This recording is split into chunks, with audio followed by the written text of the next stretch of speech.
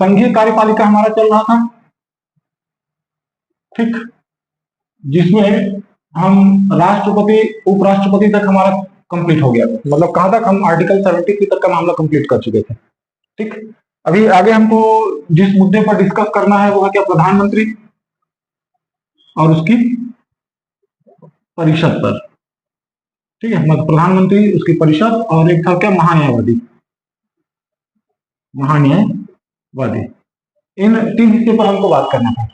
संवैधानिक प्रावधान पर बात करें तो ये हो जाएगा कहां से? आर्टिकल 74 से लेकर के 78 तक, ये 4 आर्टिकल्स हैं, ठीक।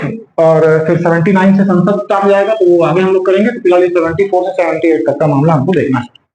चलिए पहले कॉन्स्टिट्यूशनल जो प्रोविजन है उसकी बात करते हैं। तो यहाँ पर 74(1), 74(2), फिर ये आपका 75(1), 75(2), 75(3), 75(4), 75(5) और ये 75(6).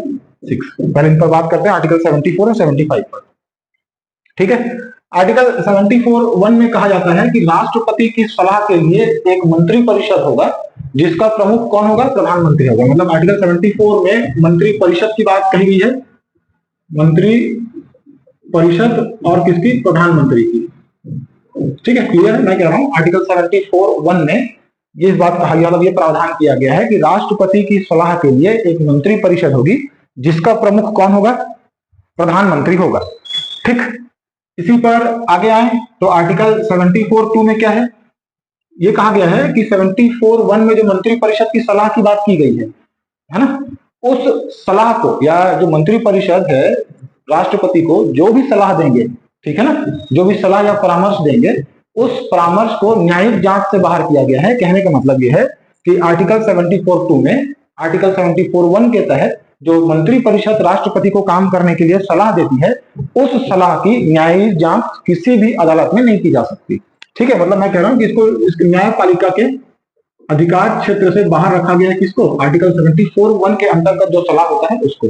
इसमें एक बात और भी है जो 42nd अमेंडमेंट से जोड़ा गया था 74(1) में ही, ठीक है। इसी में देख लेते हैं उसको।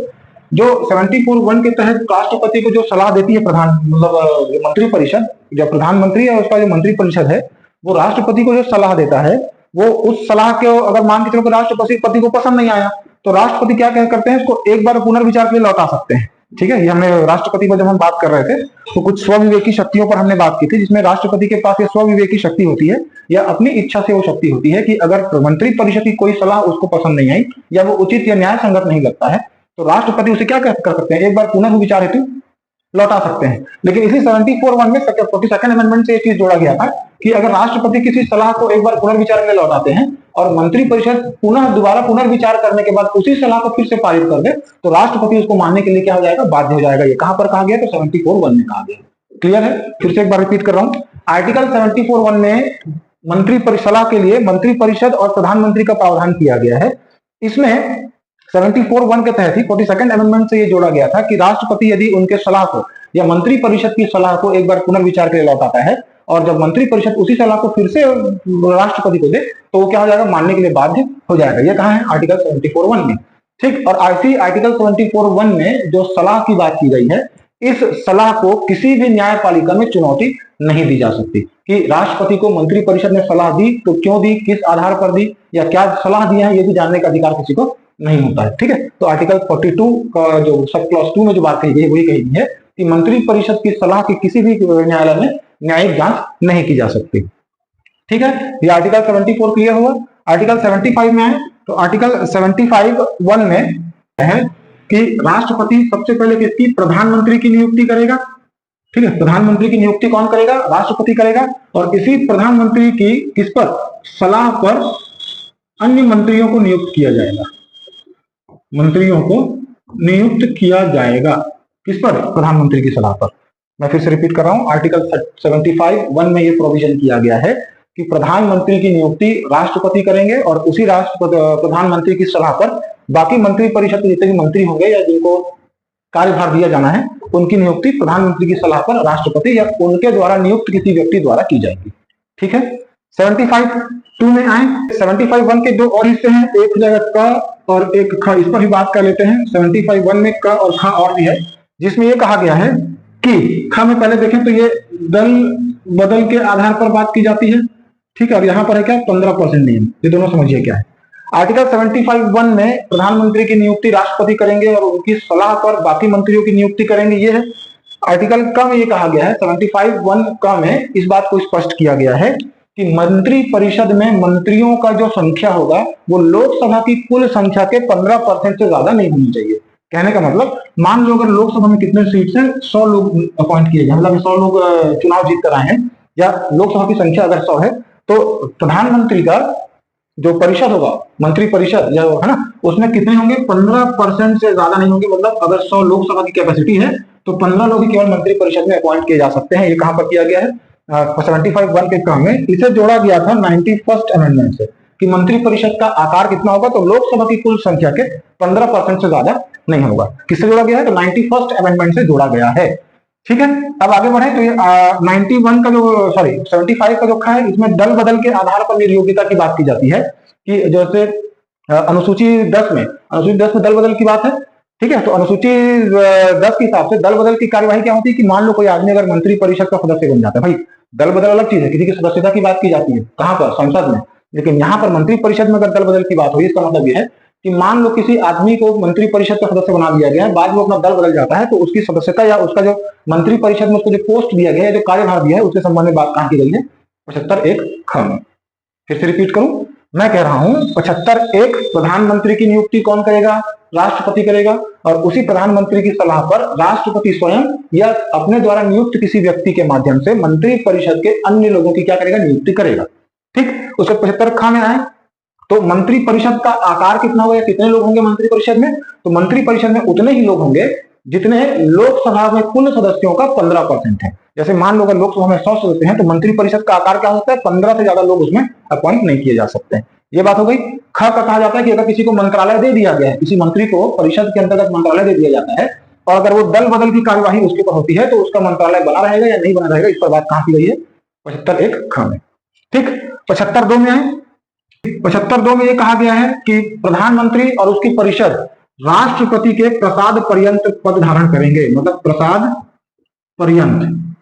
पर्यंत का मतलब होता है कि राष्ट्रपति की इच्छा अनुसार, वास्तव में ऐसा कुछ होता नहीं है, ठीक है। सामान्य तौर पर जो प्रधानमंत्री और उसकी जो मंत्री परिषद होती है वो कार्यकाल तक ही चलती है ना। लेकिन कभी अगर ऐसा कुछ सिचुएशन क्रिएट होता है कि जो प्रधानमंत्री है राष्ट्रपति को सलाह दे दे कि भाई लोकसभा भंग कर दी जाए, तो लोकसभा भंग कब होगी, जब जो जिनकी सरकार चल रही है वो अपना त्याग पत्र दे दे, ठीक है ना। तो 75 में क्या कहा गया है कि प्रधानमंत्री और उसकी परिषद राष्ट्रपति के प्रसाद पर्यंत यानी कि इच्छा अनुसार पद धारण करेंगे, जो कि सामान्यतः 5 साल होता है, और उससे पहले कभी अगर भंग होती है लोकसभा, तो वो एक ही कंडीशन होता है कि प्रधानमंत्री स्वयं या तो राष्ट्रपति को सलाह देते हैं कि लोकसभा भंग कर दे जाए, या उनको त्याग पत्र सौंप देते हैं, ठीक है।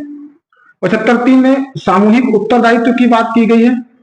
सामूहिक उत्तरदायित्व, अब ये सामूहिक उत्तरदायित्व क्या है, सामूहिक उत्तरदायित्व का कहने का मतलब यह है कि जो मंत्री परिषद है वो लोकसभा के प्रति सामूहिक उत्तरदायित्व होंगे, है ना, या सामूहिक रूप से उत्तरदायी होंगे। इसका मतलब क्या कि अगर मंत्री परिषद में किसी भी व्यक्ति ने कोई डिसीजन बनाया है, तो वो पूरी तरीके से मंत्री परिषद या जो सरकार सत्ता में है उस सरकार का निर्णय माना जाएगा। मैं फिर से रिपीट कर रहा हूं, मान लो प्रधानमंत्री और उसकी परिषद में कुल मिलाकर 50 लोग हैं, मान लेते हैं 50 नहीं होते हैं, 15 से 20 लोग ही होते हैं कैबिनेट में, बाकी परिषद में 60-70 लोग हो सकते हैं, मान लेते हैं 50 लोग हैं। 50 में से किसी एक ने कोई डिसीजन बनाया है, ठीक, तो ये डिसीजन इन पूरे 50 का माना जाएगा। मेरी बात समझ पा रहे हैं मैं क्या कह रहा हूं, मैं ये कह रहा हूं कि इन 50 लोगों का जो ग्रुप है या मंत्री परिषद है, इसमें से किसी एक का कोई डिसीजन है तो वो उस अकेले का डिसीजन नहीं माना जाएगा। ये 50 लोग आपस में चर्चा डिसाइड करने के बाद अपना डिसीजन बनाए हैं ऐसा माना जाएगा। और ये किसके लिए जवाबदेह होंगे, तो लोकसभा के लिए जवाबदेह होंगे। याद रहे, ये राष्ट्रपति के लिए या राज्यसभा के लिए जवाबदेही नहीं होते हैं, ये किसके लिए जवाबदेहिता होती है इनकी, तो लोकसभा के लिए जवाबदेहिता होती है, ठीक है। इसीलिए तो कहा जाता है कि डूबेंगे एक साथ और उभरेंगे एक साथ। तो मंत्री परिषद में किसी एक का डिसीजन, कभी भी किसी एक का डिसीजन नहीं होता है, तो पूरी मंत्री परिषद का डिसीजन ऐसा माना जाता है। ये कहा गया है कहां पर, 75(3) में सामूहिक उत्तरदायित्व पर, ठीक।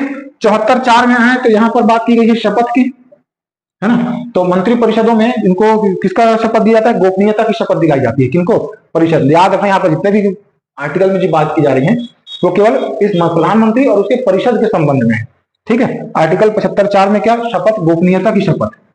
कहां की शपथ, गोपनीयता बनाए रखेंगे, प्राइवेसी, ठीक। 75(5)(6) में यहाँ पर इनके वेतन वगैरह की बात में जो संसद निर्धारित करे समय समय पर उसके हिसाब से इनको वेतन वगैरह दिया जाएगा। 75(5) में ये कहा गया निर्भरता के संबंध में है। अब इसको समझिए क्या 75(5) में ये कहा गया कि मान लो कि प्रधानमंत्री किसी ऐसे व्यक्ति को मंत्रालय सौंप देते हैं, है ना, जो कि चुनाव नहीं लड़ा। फिर से 75(5) में किसी मंत्री के निर्भर होने की बात की गई है। मान लो प्रधानमंत्री किसी ऐसे व्यक्ति को मंत्रालय दे देते हैं जिसने चुनाव नहीं लड़ा, जो चुनाव जीतकर नहीं आया है, ठीक है। तो 75(5) के अनुसार अगर ऐसा व्यक्ति कोई मंत्री नियुक्त कर दिया जाता है तो उसको 6 महीने के अंदर चाहे लोकसभा या राज्यसभा का सदस्यता उसको लेना पड़ता है। लेकिन प्रायः तौर पर जो मंत्री परिषद के लोग होते हैं वो लोकसभा के ही होते हैं, राज्यसभा से नहीं होते हैं कोई भी, ठीक है। तो मतलब परंपरागत तौर पर, ठीक है, चाहे तो बना सकते हैं, बाकी किसी बाध्यता नहीं होती है। कुछ कुछ केसेस में हुआ भी है कि राज्यसभा से मंत्रालय दिया गया है, लेकिन ये कहा जाता है कि आर्टिकल 75(5) में कि अगर कोई ऐसा व्यक्ति जो संसद या लोकसभा का सदस्य नहीं है और उसको मंत्रालय दे दिया गया है तो उसको 6 महीने के अंतर्गत सदस्यता प्राप्त कर लेनी चाहिए, ठीक है। यह हो गया कौन सा आर्टिकल 74 और 75। एक बार फिर से रिपीट कर लेते हैं। 74 में क्या कहा गया है कि राष्ट्रपति को सलाह देने के लिए एक मंत्री परिषद होगी जिसका प्रमुख या मुखिया कौन होगा, प्रधानमंत्री होगा। 74(1) के अंतर्गत 42वां संविधान संशोधन है कि अगर वो मंत्री परिषद प्रधानमंत्री को कोई सलाह देते हैं तो उस सलाह को एक बार पुनर्विचार लौटाने के बाद में दोबारा अगर वही सलाह मंत्री परिषद उनको दे तो राष्ट्रपति उसको मानने के लिए बाध्य होंगे। ये जोड़ा गया था 42nd अमेंडमेंट से।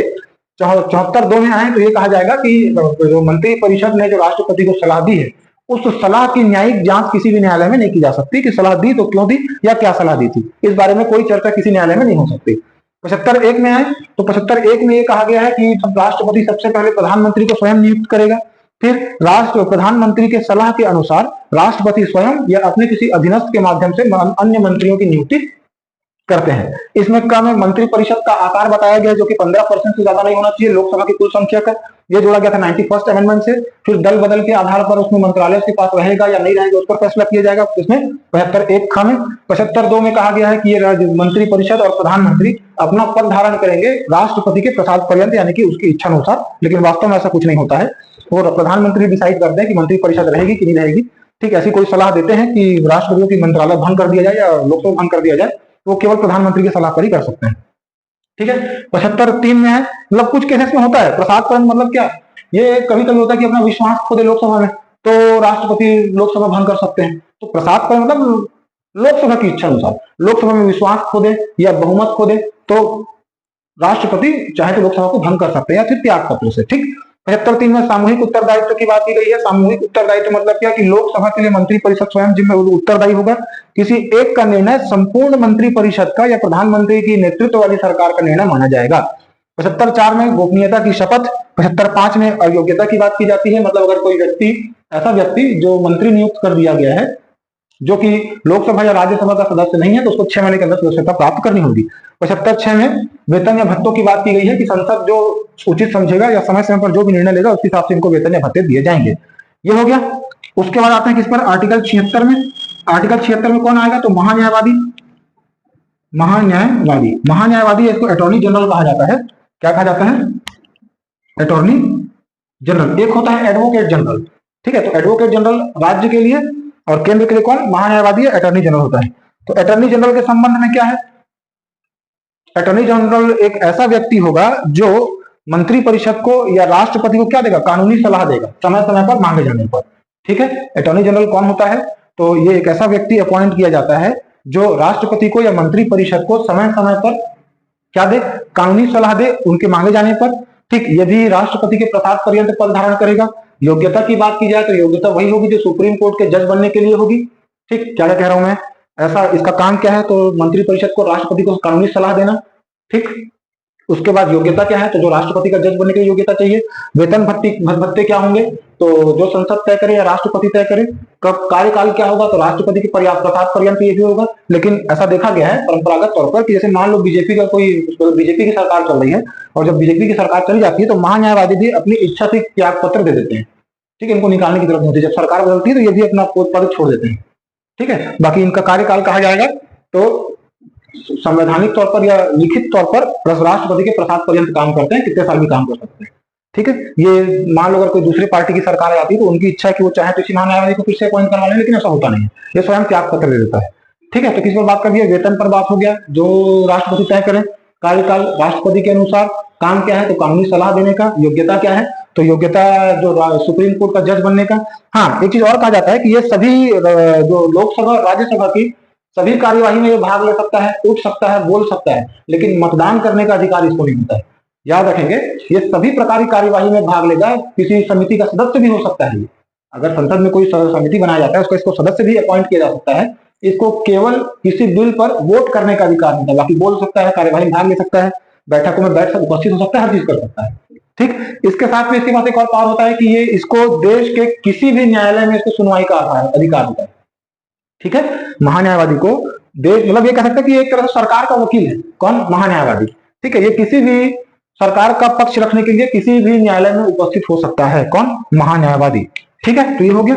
आर्टिकल 77 में आए तो आर्टिकल 77 में क्या होगा, कार्यों का संचालन, कार्यों का संचालन। आर्टिकल 77 में ये कहा गया है कि ये जो मंत्री परिषद है कोई भी काम करेगी, ये सभी किसके नाम पर किए जाएंगे? राष्ट्रपति के नाम पर किए जाते हैं। ये बात कहां कहा गया है? आर्टिकल 77 में, कि मंत्री परिषद कोई भी काम करेगा वो सभी काम किसने किया है माना जाएगा? तो राष्ट्रपति ने किया है, क्योंकि मंत्री परिषद राष्ट्रपति को सलाह देगी काम करने के लिए, फिर राष्ट्रपति के हिसाब से काम करेंगे, तो कभी भी किसके नाम से होता है?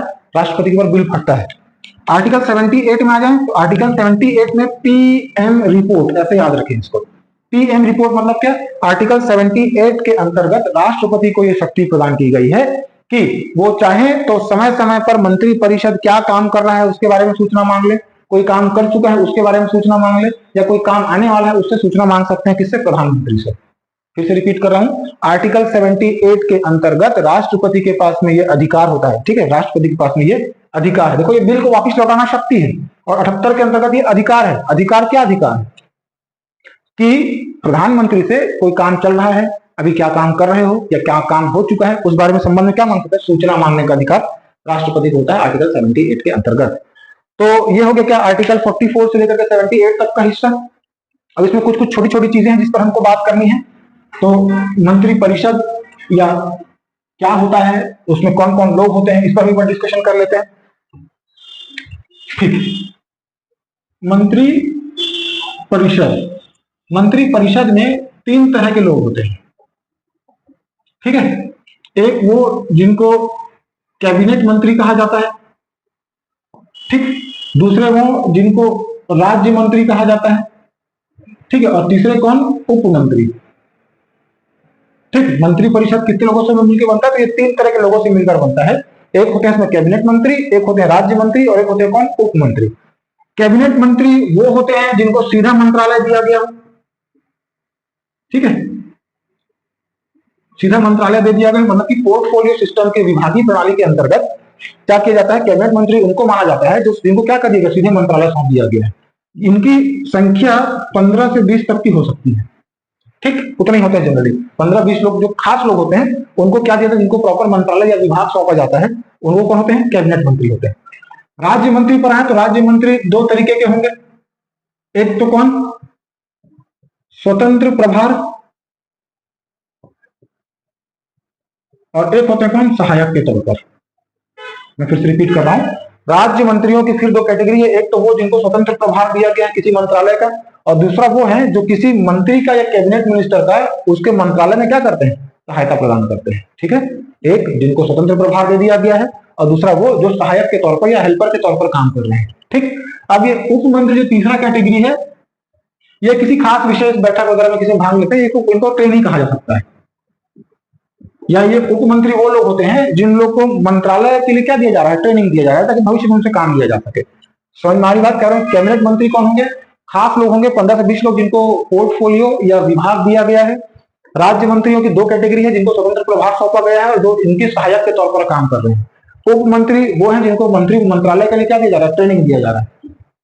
ये इनकी बैठक हफ्ते 10 दिन में भी हो सकती है या रोज हो सकती है। ये भी बैठक में भाग लेते हैं, ये किसी बैठक में भाग नहीं लेते, ये इनको बाहर का काम सौंपा जाता है। ठीक है, मतलब क्या मीटिंग्स वगैरह होंगी तो कौन दिखेंगे आपको? कैबिनेट मंत्री दिखेंगे और राज्य मंत्री दिखेंगे, उप मंत्री नहीं होते, क्योंकि ये क्या है? उनको ट्रेनिंग को मंत्रालय का काम सौंपा जाता है। ठीक, तो यहां से एक चीज और आता है क्या? एक तो मंत्री परिषद और दूसरा कौन सा? मंत्री मंडल। ये क्या है? तो मंत्री परिषद में कितने हैं? 60 से 70 लोग होते हैं 15% नियम के हिसाब से, है ना। और मंत्रिमंडल में कितने? यही 15-20 लोग जो डिसीजन मेकिंग का काम करते हैं। ठीक है, ये मंत्री परिषद का प्रावधान आर्टिकल 74 और 75 में किया गया। मतलब क्या, एक संवैधानिक निकाय है या कॉन्स्टिट्यूशनल बॉडी है। मंत्रिमंडल के संबंध में 44वें संविधान संशोधन से आर्टिकल नंबर 252 सॉरी 352 जो आपातकाल वाला जो मामला है वहां पर इसको रखा गया है, मतलब जोड़ा गया। ये पहले मंत्रिमंडल से कोई संकल्पना नहीं थी संविधान में। ये तो है आर्टिकल 74 और 75 में हम देख चुके हैं कि मंत्री परिषद की बात बार बार की गई है। ये जो मंत्रिमंडल वाली अवधारणा है ये किसमें कब जोड़ा गया था? तो 74th अमेंडमेंट से आर्टिकल 352 में इसका प्रावधान किया गया। मतलब ये मूल संविधान का हिस्सा नहीं था। आ रही बात समझ में? ठीक है, तो ये मंत्री परिषद और मंत्रिमंडल हो गया। एक और अवधारणा है किचन कैबिनेट। एक क्या होती है? Kitchen cabinet. ये भी इंदिरा गांधी के बाद से दिखाई देना शुरू हुआ था कि कुछ परिवार के खास 2-4 लोग होते थे जो बैठ के क्या करते, देश चलाने की बातें करते थे देहरादून में बैठ करके आराम से ठंड का मजा लेते हुए। ठीक है, तो ये किचन कैबिनेट क्या है? तो ऐसा कोई संविधान में ऐसा कोई उल्लेख नहीं है, ये बस परंपरा के तौर पर आ गया कि एक कैबिनेट मंत्री, देखो सबसे बड़ा है मंत्री परिषद, मंत्री परिषद से छोटा कैबिनेट मंत्री, कैबिनेट मंत्री से भी छोटा कौन? Kitchen cabinet. इसमें कोई गारंटी नहीं कि सब लोग मंत्री हैं। परिवार के 2-4 दोस्त मिलकर बैठ के आपस में बात किए, खुद डिसीजन बना लिया और उसको देश में चला रहे हैं। ठीक है, ना किसी की सलाह की जरूरत, ना किसी मशवरा की जरूरत। अपने मन में जो है दोस्त को अगर लग गया कि कुछ मजाक करना देश के लोगों के साथ में, तो किचन कैबिनेट ने पास कर दिया, ठीक है भाई, तो आपको मानना पड़ेगा। अब प्रधानमंत्री ने सलाह दे दिया कि राष्ट्रपति को कि आप ऐसा काम कीजिए, पुनर्विचार करके बताएंगे 40 सेकंड से, फिर वही काम करने के लिए बोलेंगे तो आपको करना पड़ेगा। तो ये किचन कैबिनेट संवैधानिक निकाय नहीं है। सभी लोग मंत्री हो जरूरी नहीं है, परिवार के लोग भी हो सकते हैं, दोस्त लोग भी हो सकते हैं जो देश चलाने के लिए गलत तरीके से निर्णय दे सकते हैं। तो ऐसा कोई चीज एग्जिस्ट नहीं करता है, लेकिन इंदिरा गांधी या उसके बाद के जो कुछ नेता हुए थे वो इस चीज को प्रचलन में लेके आ रहे थे। ठीक है, तो ये हमारा आर्टिकल 74 से लेकर के 78 तक का मामला हो गया। मंत्री परिषद, मंत्रिमंडल, किचन कैबिनेट, राज्य मंत्री, इन सभी पर हमने बात कर ली है। जो किसके बारे में है? कुछ चीजें किसके बारे में? प्रधानमंत्री के बारे में। तो प्रधानमंत्री की योग्यता या शक्तियों पर बात करें तो योग्यता क्या होगा प्रधानमंत्री के लिए या मंत्री परिषद के लिए? तो वही जो लोकसभा में चुने जाने के लिए योग्यता होगी, जो हम आगे आर्टिकल्स पर चर्चा करेंगे। शक्तियों की बात करें तो हमने बताया था कि राष्ट्रपति कोई भी काम करते हैं वो मंत्री परिषद की सलाह पर या प्रधानमंत्री के नेतृत्व वाली सरकार की सलाह पर करते हैं। ठीक, तो ऐसा कहा जा सकता है कि राष्ट्रपति के पास जितनी भी शक्तियां हैं उसको अप्रत्यक्ष तरीके से कौन इस्तेमाल करता है? तो प्रधानमंत्री कहते हैं। प्रधानमंत्री के बारे में कहा जाता है कि वो सरकार का चेहरा होता है। ठीक, अपने मंत्रियों में प्रमुख होता है, इसलिए तो प्रधानमंत्री है। तो ऐसी कुछ छोटी मोटी बातें हैं, बाकी वो मेरे को लगता नहीं कि डिस्कस करना जरूरी है कि सत्तारूढ़ दल का चेहरा होता है, ठीक, सरकार का चेहरा होता है, अपने मंत्रियों में प्रमुख या प्रधान होता है, इसलिए इसको प्रधानमंत्री कहते हैं। शक्तियों के संबंध में क्या? तो राष्ट्रपति के पास जितनी भी शक्ति है वो सब वो प्रधानमंत्री ही इस्तेमाल करता है भाई, उसी की सलाह पर तो राष्ट्रपति को काम करना होता है। ठीक, उसके बाद जो तीनों सेनाएं हैं उन तीनों सेनाओं का क्या राजनीतिक प्रमुख कौन होगा? प्रधानमंत्री होगा। तो ये सभी चीजें बातें हैं, आपको किताबों में सब चीजें मिल जाएंगी। मेरा काम था ये आर्टिकल को डिस्कस करना, ये हम कर लेते हैं।